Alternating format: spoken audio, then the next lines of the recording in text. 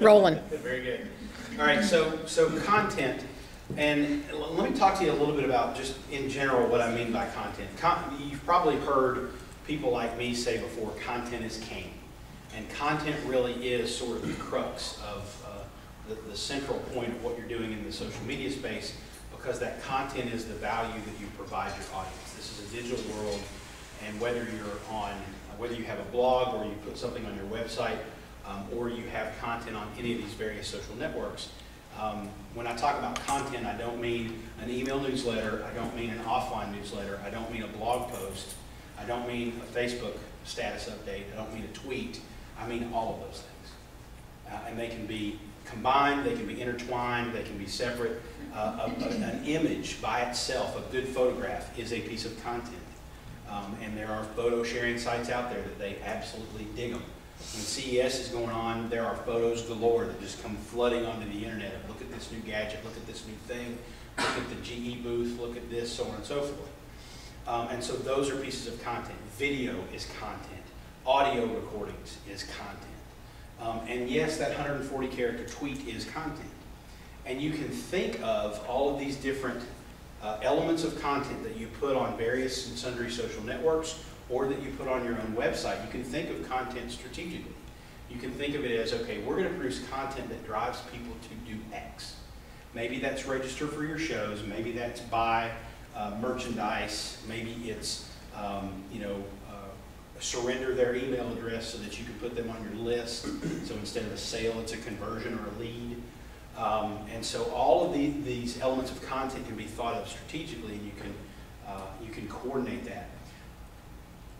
In order to make that make sense, you almost have to look at your website properties, whether it be your website proper, a blog, which can be part of your website or separate from your website, all of your different social outposts.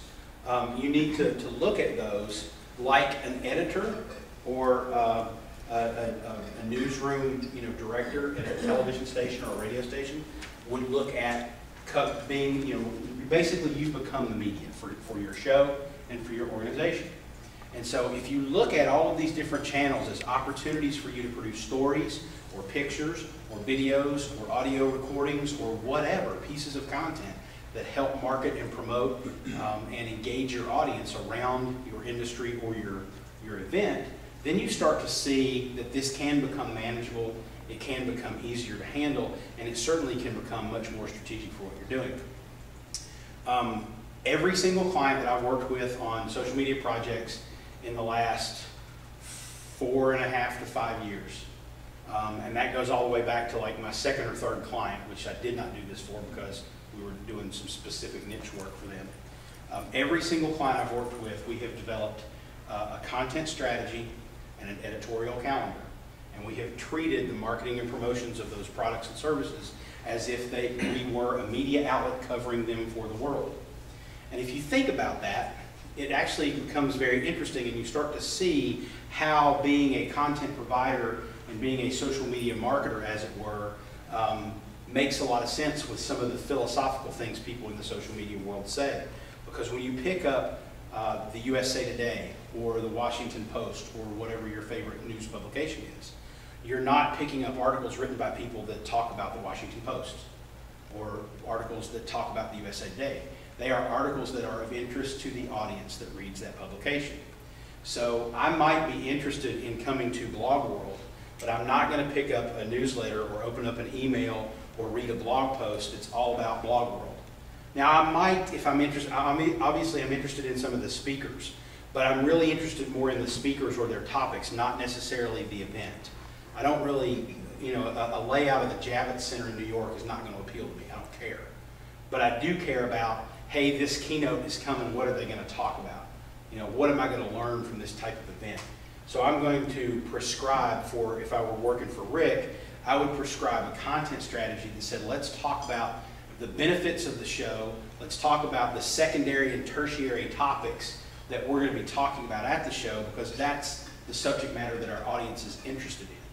So it's not so much talking about you, it's talking about your audience and what they need. But let's talk a little bit about how these different channels work, and keep in mind too that we're going to think about content strategically, and we're going to think about driving business metrics, because at the end of the day, I would think that everybody in this room wants to go home with some idea of how I can not only participate on all these channels and push all this content out there, but how I can measure it and how I can ladder it back to sales or tickets or whatever, so that you can justify the time you're spending on this. Because it's real easy to sit on Twitter all day and play. And it's real easy to sit on Facebook all day and play, but you can't afford to do that for your business. So I'm going to start by talking about web traffic, because everything here is going to ladder up to some sort of strategic reason for doing it. So this is Google Analytics. Anybody familiar with Google Analytics? We have some hands in the room. Okay. If you do not have access to or have not seen website analytics for your website, you're going to want to get that access. You're going to want to figure out who's got that login and password, or who has access. And maybe you don't use Google Analytics. There's also Omniture and Web Trends and several other services. Google Analytics is free, and all it takes is for whoever does your website to sign up for an account, grab a little piece of code, and put it in your website so that Google tracks the number of people that come there. And it tells you a bunch of different things. I started out on a deep page. Let me go to the dashboard so you can just get a general overview. And this is the Google Analytics for my blog. And the reason I use my blog is not a promotional reason. It's just because I know the data here, so I know I can point you to some specific things. So you're going to get a chart. This is the last month of unique visitors to my blog, which in the last month I had 89,000 unique visitors. And the terminology here can get a little screwy. Just unique visitors is generally people. Okay. 108,000 page views. That's another metric that a lot of people look at. How many pages per visit people saw? I have a blog. They're generally coming there for one piece of content per day and then they're leaving, so that's not going to be very high. If you have a corporate website or you have an e-commerce site where you sell a bunch of stuff, that number is going to go up because people are going to navigate around your site. Bounce rate is the percentage of people that come there, land, and then leave. Again, they come there for one post a day typically on my blog, so I have a high bounce rate. If you want people to stick on your website and go to a bunch of different pages, you want that to be low. Again, these are not necessarily critical metrics you want to track, but I'm just sort of explaining to you what you see here so you understand. Average time on site, again, on the blog, it's going to be real short because I don't have a lot of activities for people to do on my site. It's all about that one piece of content. And this is the number of percentage of visitors that are new, that have never been to your website before in that given time. I get a lot of visitors from search engines who are new visitors who have never found me because I have a lot of content there that's indexed. So in general, this is what Google Analytics will show you, and then you can boil down and learn a lot of different things. Like if you dive into your visitors, it'll go into what type of browser they're using. So you can look and see here that only 18% of my visitors use Internet Explorer, so I might need to optimize my web design for different browsers. You can also look at the connection speed, which is real helpful to say 100% or unknown. Thank you very much. I appreciate that. But you can also look at some interesting things like a geographic map overlay, and based on IP addresses, where are people coming from? Obviously, the United States is pretty big, but I get a fair amount of traffic from the United Kingdom, Canada, Australia, obviously English-speaking countries. India's up there pretty high. Who knew I was big in Germany? No clue. So, and there's other areas in here where you can actually drill down by U.S. cities, I believe. Somewhere on here. So you can go down and look at a lot of different metrics. The one metric that I think as social media marketers though, that you need to be most concentrated on is your traffic sources. Because again, remember when we were talking about your blog as the hub and all your social media outposts as the spokes, or your website as your hub and all the social media outlets as your spokes. What you're trying to ultimately do is drive people back to your website. And so if you look at your top traffic sources, you can tell where people are coming from. So my top traffic source, 47,000 unique visitors a month, is organic Google searches. So that's a big portion of my audience that's just coming from search engines.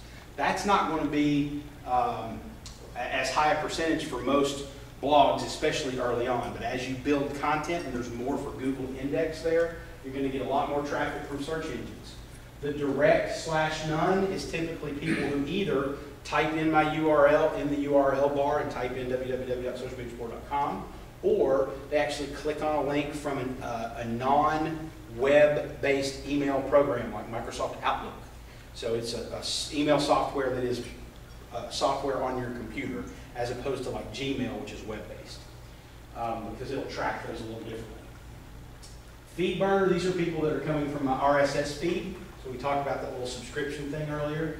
And then you start to see, look at this, twitter.com. I'm getting 2,700 visitors a month from Twitter. And I can actually break this down. Twitter visits fewer pages than the average visitor to my website. They stay on my website in a shorter amount of time than other people. These are my bounce rates and so on and so forth. So I can actually break down my statistics from where they're coming from. But look at this, Twitter referral, Twitter Argyle Social. That's a tool I'm actually going to show you. It's a tool that allows you to shorten URLs and share across networks. And so when people click on those shortened URLs, it tracks them separately. So if you add these two together, and actually, here's Twitter feed, and there might even be a Hootsuite or something down in here, TweetDeck, Argyle Social. So I need to add all these numbers up to know what I get out of Twitter in general. But at least it lets me break them down.